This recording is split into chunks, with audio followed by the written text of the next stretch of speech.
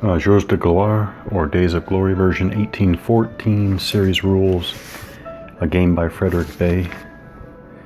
Chapter 8, Shock Combat. Definition of shock combat. Shock combat, when performed by infantry, is a combination of close-range fire and bayonet charge, which allows it to engage in combat and then in melee. Cavalry can also perform shock combat like infantry, or can choose to conduct a charge which has other restrictions and advantages. For the remainder of this section of the rules, the term shock combat refers to both infantry shock combat and cavalry shock combat, but does not include the cavalry charge. So restrictions on shock combat. Every infantry or cavalry unit whose formation is activated may engage in shock combat against every enemy unit situated in its front hexes. Remember, each unit is going to have two front normally has two front hexes, and each unit is facing a vertex. Exceptions. Exceptions. Units that are disordered, routed, or in square, as well as artillery units, may not engage in shock combat. Those all make sense. Oh, actually, I take that back. Disordered units may not engage in shock combat. That is interesting. And I completely understand one possibility for the scale and scope of this game. Okay, disordered units would not engage in shock combat, and shock combat here would be at a certain, threshold. But actually, I would not automatically assume in any Napoleonic design that disordered units can't engage in shock combat. Okay. A unit may not attack a hex which it cannot enter. In this case, it may still engage in shock combat against its other front hex. Units which perform a counter shock are not required to attack all the enemy units situated in their front hexes. Okay. Right. Okay. Adjacent units may combine their attack. A unit announcing a combat must attack all units in its front hexes unless one or more of those units are being attacked. I think this is key to this design to remember. A unit announcing a combat, which, by the way, to back up, is shock always voluntary or not? Okay, that's coming up in the next section. I was wondering about that. So a unit announcing a combat must attack all units in its front hexes, unless one or more of those units are being attacked in shock combat by another friendly unit. Okay, an enemy unit may only be attacked by shock combat one time during a single activation phase. Exception. Breakthrough, shock, and pursuit. Okay. Here it is, shock combat determination, prerequisites for shock combat. Shock is not obligatory. See the exception below. All right, in a minute. To engage in shock combat, a unit must have received orders, or if it has no orders, it must have passed an engagement test. I like that, by the way. Players must announce and designate all shock combats before making the engagement tests for the units involved. They place shock markers if the unit has received orders, or shock test markers if the unit has no orders and must make an engagement test. Okay, on the attacking unit. So you're marking all those combats, and you're marking a shock or shock test as appropriate, and then you'll go through and resolve them all. All right. Exception. Every unit which has attempted and passed an ET, engagement test, must perform shock combat. Okay, that's what they mean by the exception to shock is not obligatory. Engagement test. The engagement test is performed, the ET is performed at the moment when combat is resolved. In the case of a unit in a stack, only the top unit makes the ET. If the unit passes the ET, it can participate in shock combat along with all other units in the same hex. If the unit fails the ET, it cannot engage in shock combat, nor can any other unit in the same hex. Okay, right, the top unit. Note, since shock combat depends upon the willingness of units to engage, it can happen that a unit will have to attack the enemy units or stacks in both of its front hexes simultaneously because a neighboring friendly unit that was meant to attack one of those hexes failed its engagement test. Reaction fire. An artillery unit which is the target of shock combat by one or more enemy units, including enemy cavalry units conducting a charge, or a pursuit may perform reaction fire. Then that refers back to the earlier fire section that we already went over, against one attacking unit situated in one of its front hexes. Artillery units may not combine their reaction fire. Instead, they must fire individually and may fire against different targets. Reaction fire occurs before resolution of shock combats, but after engagement tests. If the attacking unit has to perform an engagement test and fails it, the artillery's reaction fire does not occur. A unit disordered by reaction fire cannot perform its shock attack. In the case of a stack, if the top infantry unit is disordered by the reaction fire, the other units must then attack alone. Okay. So it's not a matter of the top unit being in front to the degree that it blocks the unit below or behind in the hex. Okay. Combined shock attack. Definitions of combined shock attack. Friendly units situated in 2 or more adjacent hexes may combine their strengths in order to engage in shock combat against the same defender. The units that are combining for an attack add their strength points together. If they have no orders, they must each make an engagement test. One engagement test per stack, as defined earlier in the engagement test procedure description. Okay. Thus, it may happen that a combined attack becomes impossible because one of the units failed the required engagement test. So this is all these particular situations to keep straight. Multiple attackers. If the attacking units are located in hexes whose terrain could bring different advantages to that shock combat, resolution is performed as follows. If the defender is in a clear terrain hex, the attacker chooses the terrain modifier which he wishes to apply. That's interesting. Otherwise, the defender chooses the terrain modifier which he wishes the attacker to apply. That's interesting. Decision making there. I like that. Okay. Multiple defenders. If a unit attacks several units located in different hexes, then the defender, when calculating the die roll modifiers, chooses the hex which will procure the greatest advantage for him. Shock combat results. The attacking player rolls 1d10 and applies the modifiers listed on the terrain table, the odds table. There is an odds table, and the die roll modifiers for shock or charge tables. These modifiers are cumulative with exceptions. The combat result is given by the shock and charge table. The results of shock combat apply to every unit in the hex. The player rolls 1d10 for each unit that must make a cohesion test. Effects on the table must be applied in order as follows. Apply the fire combat result to the unit, then apply any after effects caused by that result, then apply the next result, if any, and then apply any after effects of that result. I'm sure this is all more straightforward in execution. Then apply the next result, if any, and then apply it. Then go on to resolve the next combat. A routed unit which is required to make a CT, a cohesion test, must instead make an immediate route move. A routed unit, compound routing, basically.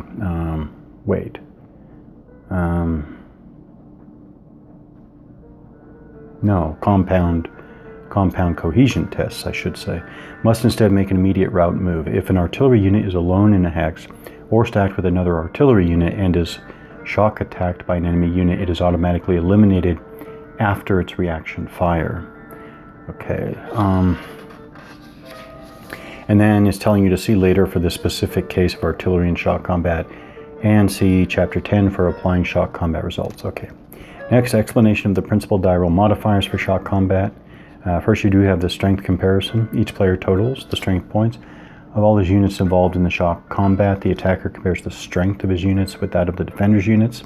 The result is rounded in favor of the defender. This is traditional odds rounding. Traditional strength point calculations, traditional attacker divided by defender.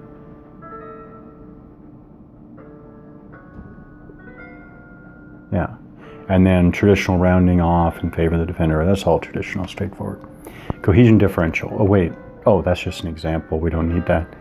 It's the typical example. A typical example of, like, 3 strength points against,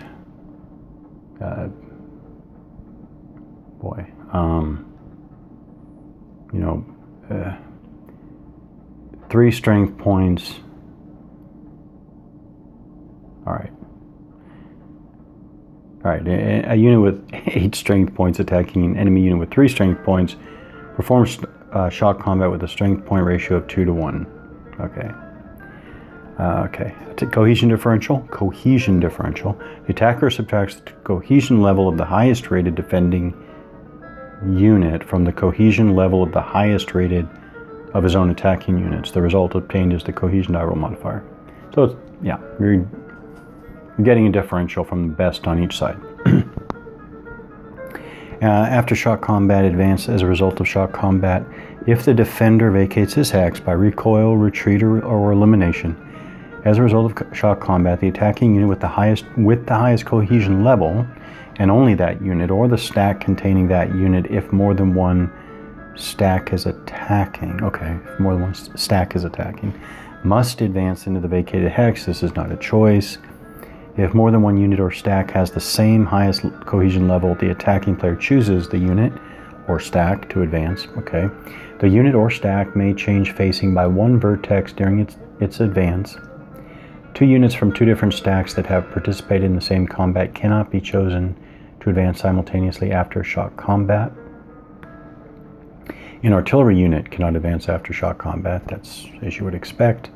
Exception, refusal of shock. All right, that's still coming.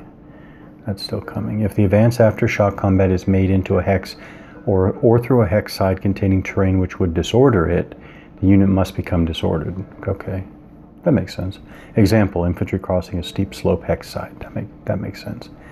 Breakthrough shock and counter shock combat. Okay, so a unit may perform only 1 breakthrough shock or counter shock combat per activation phase. Breakthrough shock and counter shock are resolved immediately before resolving any other combat. The procedure is as follows. If the result authorized, so these must be found on the combat results table itself. It must be a named result. I say that because I don't actually have the player aid card handy. I don't see it handy. Oh well. If the result authorizes a breakthrough shock, an attacking unit or a stack, if several stacks are attacking, must advance without changing facing and may then perform a second shock combat. An engagement test is not required since this shock combat is automatic, but the attacker must attack all enemy units in its front hexes. If the result authorizes a counter shock by the defender, the latter may perform shock combat against any of the phasing player's units that are located in his front hexes. If the attacker recoiled after the initial shock combat, the defender may choose to advance into the vacated hex. Okay, so in this design, defenders can advance. There is the possibility of defenders actually advancing into the attacker's hex. Okay, the attacker recoiled after the initial shock combat, the defender may choose to advance into the vacated hex without changing facing and then perform shock combat in the same way. In both cases, no engagement test is necessary. Shock combat automatically occurs, and the defender may even choose to perform shock combat against the enemy units located in only one of its front hexes and ignore the others. All right, special case, if an artillery unit alone in a hex is eliminated automatically as a result of shock combat, breakthrough shock is not possible. That makes sense, because that's not generating the type of situation that gets a unit to generate a bunch of momentum, to do for Napoleonic close orders combat the thing implied by the idea of breakthrough shock. Okay.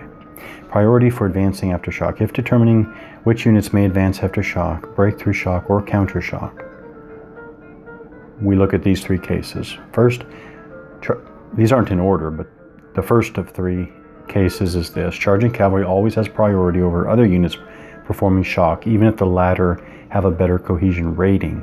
It then performs pursuit.